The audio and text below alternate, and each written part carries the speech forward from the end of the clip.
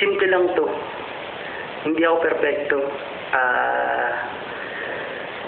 Siguro hindi rin sapat yung nalalaman ko para diktahan o pangunahan yung mga tao nakaupo.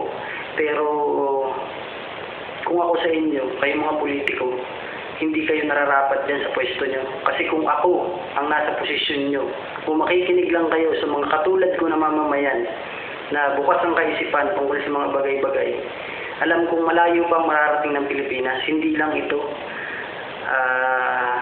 Ang dami nating problema eh. Ang daming bagay na dapat solusyonan, ang daming bagay na dapat unahin. Hindi tayo dapat mag-away-away. So, hindi tayo dapat nagpapasikatan. Kayo mga politiko. Kasi sa ginagawa niyong pag-aaway, alam mo yun, pagtatalo-talo, pamumulitika, sinong naiipit? Kaming mga mamamayan. Na kung tutuusin, sino ba nakikinabang? Diba? Ano ba ang totoo? Sino nakikinabang? Nakikinabang ba kaming mga mamamayan sa inyo, mga politiko? O kayong mga politiko nakikinabang sa aming mga mamamayan? Saan ba kayo kumukuha ng sweldo ninyo? Saan ba kayo kumukuha ng perang ibinubulsa ninyo? Sa aming mga mamamayan, di ba? Di ba? Sa ating mga OFW. Yung mga OFW natin na yan, winawalang hiya niyo pa. Di ba? Once na nagkakaproblema sila, sa ibang bansa, wala silang malapitan kundi yung mga embahada natin na puro dispalinghado. Diba? Paano ko nasabing dispalinghado? Diba? Kasi nga, pag lumapit ka sa kanila, imbis na tulungan ka nila, pagsasamantalahan ka pa.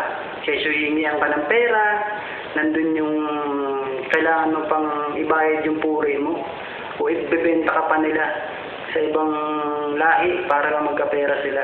Doon ka pa lang nila tutulungan. Hindi pa sigurado yun, ha? Diba? So, napakasakit bilang ako, sa katulad ko, hindi lahat ng kamag-anak ko nasa ibang bansa. Pero alam ko, hindi ako nag-iisa na may kamag-anak din sa ibang bansa na nakakaranas ng katulad ng nararanasan ko. So, kung ako sa inyo, mga politiko, ngayon pa lang, buksan nyo na yung isipan nyo. Buksan nyo na yung mata nyo sa totoong nangyayari sa mga OFW natin. Hindi pa huli. Alam ko yun, hindi pa huli. At alam ko rin na may talino kayo kayong mga politiko. Matatalino kayo kasi nagagawa nyo magnakaw ng harap-harapan. Tapos anong gagawin nyo? Magpapaawa. Magbabayad ng mga tao na kunyari sumusuporta sa inyo. Di ba? Magbabayad kayo ng sangkatutak na mga abogadong pulpul ay pagtatanggol kayo sa ngalan din ng pera. Di ba? Na kung tutusin yung pera may pinangbabayad nyo dyan sa mga abogado na yan, galing din sa mga bulsa namin, di ba? Na yung mga abogado na yan, kami ang dapat pinagtatanggol nyo. Hindi yung mga politikong gahaman na yan na walang ibang alam kundi magnakaw ng magnakaw. Ang daming problema di ba? Dito sa Pilipinas, alam mo yun, napakalambot, napakahina ng batas natin. Diba? Yung pagpapatupad ng batas natin. Kung tutusin, yung mga naipasang batas natin, okay naman magaganda. Diba? Ang problema, walang pangit. Diba? Wala. Kapag may nagawa kang kasalanan, mag-sorry ka lang. Magbayad ka lang ng sangkatutak na abogado. Malaking posibilidad na lumusot ka na. Diba? May kilala ka lang na politiko, may pera ka lang, lusot ka na. Paano kami mga mamamayan? Paulit-ulit yung niluloko. Ang saklap isipin, magmula sa edukasyon, magmula sa kalusugan, diba? Puro may korupsyon Lalo na sa mga politiko na yan, bulok ang sistema ng pamahalaan. Diba? Unang-una sa edukasyon na lang, na kung tutusin, yan ang pinaka-importante. Yan ang sandigan ng isang matatag na bansa. Bakit ko nasabi? Kasi dyan nagmumula, dyan nag-uumpisa yung empowered ng isang bansa. Di ba? Yung lakas. Kasi kung walang mamamayan, walang mga politiko. Di ba? So, dapat iniisip ko, magkaroon ng magkaroon ng batas na matatag, ibalik ang bitay. Lahat ng politikong korap dapat bitahin. Lahat ng mga kasabwat, ganun din dapat bitahin. Hindi ko nilalahat ha, hindi ko nilalahat. Pero kung yung mga politiko na yan, hindi naman korap, hindi kayo dapat matakot. Diba? Pero dun sa mga korap, at napatunayan na magnanakaw talaga, yan ang dapat unahin. Diba? Bitahin pati warik, pagat sa langgam. Diba? Tsaka lethal injection. Diba? Hindi. Sensya, natatawa lang ako kasi alam mo yun ang dapat kung yun ang makakapagpatinong sa bansa natin. Diba? Sa edukasyon natin, mabalik ako sa pinag-uusapan.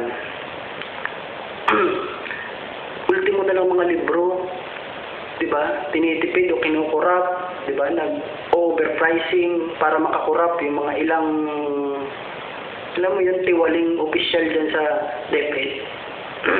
Di ba nakakahiya yun? Kasi kung tutusin, yan yung isa sa pinaka-sagradong bagay dapat na pinoproteksyonan ng mga politiko natin Di ba? Pero hindi. Kasi sa nakikita ko, pasabwat pa sila. Sa kalusugan. Di ba? Kuunti na nga lang yung mga public hospital. Diba? Patuloy niyo pang ginigipit, patuloy niyo pang pinapatay. Diba? Yung PCMC na lang, diba? Yung Philippine Children's Medical Center ba yun, diba? Pilit yung pinapaalis. Kung tutusin, ang dami nakikinabang doon. Diba? Pilit yung pinapabayad ng magkano, 1 bilyon.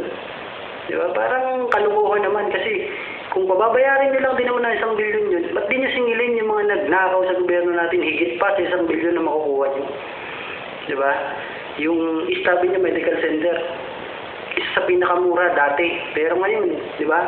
Paunti-unti na nagmamahal, paunti-unti ng, alam mo yun, sinasa pribado. Di ba? Na kung tutusin, hindi mangyayari kung walang basbas ng mga politiko na naman. Ang hirap, di ba? Napakabigat ng parusa sa ating mga mamamayan. Sa Tacloban, di ba, sa Samar, napakaraming binagyo, napakaraming namatay, pero anong ginagawa ng gobyerno natin? Wala. Instead of makatulong, lalo pa nakakaperwisyo. Nagbigay sila ng mga tent na puro dispalinghada din naman. Imbis na gumaan ang buhay o makatulong, lalong pinapahirapan yung mga mamamayan natin. Hanggang ngayon, di ba? Yung mga tulong na nanggaling sa ibang bansa, kinukura pa nila. Wala akong pinangalanan, pero tamaan ang dapat tamaan. Yun ang totoo Di ba? Napipilitan yung iba nating kababayan na pumasok sa prostitusyon. Di ba? Ibenta yung sarili nilang naman, di ba? Na nauuwi kadalasan sa sakit. Di ba? Nagkakaroon ng mga beer house, ng mga club. May mga minor de edad pa, pero hindi maipasara o hindi malagyang pangil ng batas natin yung dapat na pinatutupad. Kasi nga, ang mga nagpapatakbo, nakaupo rin sa gobyerno. Di ba? Ginagawa niyang tangang mamamayan Puro kayo papogi, di ba? Pero kung tutusin, puro din kayo halos lahat sa inyo, puro magnanakaw. Kaya dapat talaga bitay, balik yung bitay na yan Ang dami mga masasaklap ng mga bagay. Katulad nga yung mga napipilitan tayong pumasok sa small scale mining. Napakadelikado pero barya-barya lang ang kinikita. Yung may mga minahan naman ng mga malalaki, di ba? Patuloy niyong binibigyan ng mga permit. Bakit? Kasi ba, malaki ang binibigay sa inyo. Di ba? Na kung tutusin, hindi rin naman safe. Ang dami rin naman namamatay sa mga large scale mining dito sa Pilipinas. Pero bakit pa ulit-ulit niyong binibigyan ng permiso para sirain ang kalikasan natin, makinabang sila lang magpayaman. Walang pakinabang ang mga mamamayan. Pinagmamalaki nila na makapagbigay daw ng ilang trabaho sa mga kapwa nating mamamayan. Pero isipin nyo, makapagbigay sila ng isang tuka o murang pasahod para sa mga empleyado nila sa minahan na yan. Pero ilang buhay ang masasayang o masisira na dapat makikinabang pa sa lugar na yun. Pwede pang pagtayo ng mga establishmento, eskwelahan, kabahayan, pero wala na, nasisira na. Pagkatapos iiwanan nila nakatiwangwang. Sinong kawawa? Diba? Kami na namang mga mamamayan, kayo mga politiko, wala namang kayong alam eh. Kasi pagkatapos nyo makinabang, ng ilang taon o ilang henerasyon, karamihan sa inyo, magmamigrate na sa ibang bansa. Wala na kayong pakialam. Kami na walang kakayahan na mag-migrate o mga ibang bansa, bumili ng mga magagarang sasakyan o bahay sa iba't ibang bansa, patuloy na mamumuhay dito, magtitiis. Di ba? Parang malaking kalokohan. Meron pa dyan, di ba? Alam mo yun, sa sobrang kawalang hiyaan, hindi na lang sa prostitusyon na kinabang, pati sa mga, sorry sa salitang to, pero pati sa mga bangkay, pati sa mga patay, di ba? Pinagkakakitaan nila, pinagkakapirahan nila. Di ba? Alam mo yun, bibili sila ng mga patay sa mga funeraria, yung mga hindi na natutubos o hindi alam ng kamag-anak na namatay na yung tao na yun. Bibilhin nila yung bangkay, dadalhin sa iba't ibang lugar, sasaksakan ng katakot-takot na formalin para tumagal ang burol. Magpapasugal, pagkakapirahan. Di ba? Parang napakawalang hiya, di ba, ng mga politiko na yan. Kung tutusin, di ba, ang daming against kay President Marcos, pero isipin nyo, mga kapwa ko Pilipino, malaki ang naiambag o malaki ang naitulong ng mga Marcos para kahit paano umunlad ng bansang Pilipinas. Sila ang may pinakamaraming naipatay yung mga structure na kapakipakinabang na hanggang sa ngayon pinakikinabangan natin. Nandiyan ang mga eskwelahan, mga kalsada, mga tulay, at lalong-lalo na mga ospital na sa ngayon pilit kinikitil, pilit pinapatay ng mga gahamang politiko na yan. Diba? Bakit? Kasi hindi na sila nakukontento sa mga nakukurap nila. Ultimo yung pangkalusugan na lang natin na dapat nilang pinoprotektahan. Sila pa unti-unting, di ba, alam mo yun, gusto na nilang sakupin lahat eh. Kaya, para sa akin, may katapusan din, may hangganan din lahat ng lahat ng pagtitiis natin. Kasi naniniwala ako na tayong mga Pilipino, likas tayong matalino. Siguro nagkamali tayo isa, dalawang beses, pero alam mo sa pagkakataon to at sa mga darating pang henerasyon, excuse me, hindi na tayo papayag na paulit-ulit o cycle ang mangyari sa atin. Hindi na natin niluluklok ang mga taong alam na natin na may mga pagnanakaw sa kanilang background, di ba? Ang daming kailangan tutukan ng gobyerno eh, di ba? Instead of magbangayan sila ng magbangayan, bakit hindi nyo tutukan yung mga tunay na problema ng mga mamamayan? Nandyan yung pagtaas ng mga bilihin na kung tutusin, sa inyo na nang galing eh. Diba? Hindi, tulad namin mga mamamayan eh, nalilito kami sa impormasyong binibigay nyo kasi pilit yung pinagtatakpan yung mga bagay-bagay. Pilit nyo kami tinatanga na kung tutusin, kaya namin mag-isip, kaya namin, alam mo yun, kaya namin na kumbaga, i-monitor kung ano ba yung totoo na nangyayari sa bansa natin. Sinasabi niya na hindi dapat magtaas yung mga bilihin kasi sapat ang supply. Pero bakit tumataas? Di ba? So, isang palin sa mga pagmumukha nyo na may mga ilang negosyante o may mga ilang politiko na sinasabotahe para tumaas ang bilihin, para makinabang sila. Di ba? hindi kayo naaway, wala kayong away, di ba? Magtataas ng halagang 2 piso, 5 piso ang gasolina natin. Pero nag-increase kayo ng pamasahe sa mga kawawa nating tsuper, halagang 50 centavos. Anong mabibili nun? Samantalang kayo, milyon-milyon, di ba? Yung minanakaw yun sa gobyerno natin, sa kaba ng bayan. So, I suggest, instead of magnakaw kayo ng magnakaw, di ba? Gamitin yun sa tama. Di ba? Ang dami, dagdagan nyo yung sahod ng mga guro natin. Di ba? Na kung tutusin silang higit na naghihirap kaysa sa inyo. Nakaupo lang kayo dyan, pautos-utos lang kayo. Samantalang yung mga teacher natin, yung mga tsuper, yung mga magsasaka natin, di ba? Marami pang iba. Sila ang tunay na naghihirap. Nandyan yung kasundaluhan natin, yung pagpatayan, ibinubuwis ang buhay para may pagtanggol tayo. Nandyan yung mga kapulisan, di ba? Na kung minsan nga lang may mga korap din na pulis, hindi na, alam mo yun, di ba? Marapat lang siguro na kahit paano dagdagan yung kinikita nila. Maraming nagsasabi, di ba, may mga kuro-kuro na isinabatas daw yung lahat ng posisyon sa ating gobyerno hanggang 3 lamang na term. Pagkatapos nun, hindi ka na ulit makakaupo sa kaparehas na term. Kailangan magpalipas ng another term para makaupo. Ginawa yung batas na yun para iwas daw corrupt. Diba? Iwas sa pagnanakaw. Pero suma total, isipin yung magbuti. Kung ang isang magnanakaw, alam niya na may limitasyon lang ang pag-upo niya sa gobyerno.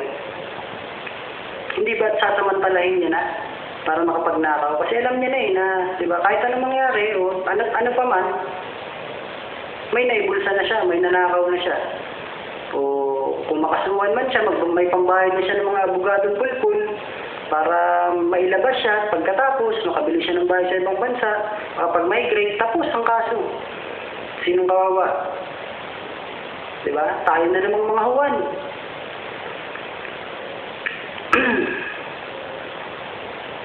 Kapwa ko Pilipino, hindi tayo tanga. Naniniwala ako dyan. Kaya sa atin nanggagaling. Kumbaga, nasa atin ang tunay na kapangyarihan kung sino yung mga iluluklok natin. Kasi, di ba, kung hindi natin bibigyan niya ng lakas o kakayahan na makaupo sa posisyon nila para pag nakawan tayo, hindi nila magagawa yun. So, piliin natin. Di ba? Yung illegal na droga na yan, tutusin, ang daling sugpuin . Pero isipin nyo, bakit patuloy na namamayagpag yan? Di ba? Hindi biro ang droga dito sa Pilipinas. Di ba? Ang daming krimen na nangyayari dahil dyan. Andyan yung mga patayan, pangre-rape, lahat na. Pero bakit, di ba? Yun ang malaking katanungan. Samantalang may PDEA pa tayo, may NBI, may police, lahat na. Ang daming branch of service na kayang puksain yan. Pero bakit patuloy na namamayagpag yan? Kasi may mga malalaking tao na nasa likod niyan, may mga politiko na yun ang dapat na mawala. Kasi kung walang protection, di ba? Walang maglalakas loob na gawin yung mga bagay na yan. Sa ibang bansa, di ba, napakabigat ng ipinapataw nila na kaparusahan sa mga taong ganyan. Sa mga nahuhulihan, yung nagpo-protection ng mga bagay na yan. Pero bakit dito sa atin, pag nahuli ka, di ba, kaya mo lumaya. Kung nasa kulungan ka na, hayahay ka pa rin, di ba? Pwede ka magpatayo ng mansyon sa loob ng kulungan . Diba? Ganyan kabulok ang sistema natin dito sa Pilipinas. Pwede nating baguhin yan, kapwa kumamamayan. Diba? Sa simpleng pagboto, sa simpleng pag-iisip ng tama, malaki ang magbabago dito sa Pilipinas. Alam ko hindi kaya ng isang oras, isang araw, isang tulog lang itong mga sinasabi ko. Madaling magsalita di ba? Pero sabi nila mahirap daw gawin yung sa katuparan. Pero para sa akin, subukan nyo na yung simpleng boto, yung simpleng pag-iisip, sinasabi ko sa inyo, malaking bagay o malaking tulong para paunti-unti maisaayos lahat ng mga bagay na mali na nangyayari sa atin. Yung sistema alam mo yun, wala tayong good governance na tinatawag. May narinig akong isang kanta di ba? Alam mo yan, yung kailangan pa bang si EPA lang i-boto natin para gumanda yung Pilipinas? Di ba? Kailangan pa ba natin magluklok ng baliw? Gano'n na ba tayo pa desperado? Di ba? Alam ko namang hindi. Dali. Natumba. Dali. Dispalingado din yung camera ko Diba? Hindi ko kaya bumili ng magandang gamit. Napakasimpleng bagay na lang yan. Kasi napupunta pa sa buwis. Na yung buwis ko napupunta lang sa mga politikong mga animal. Tapos yung mga anak nila, hayahayang buhay. Paparte-parte lang sa ibang bansa, pabili-bili ng mga magagarang sasakyan. Pag nakulong, sangka pa. Diba? Pinakikita pa, grabe yung mga kabulukan dito sa Pilipinas. So, hanggang dito na lang muna.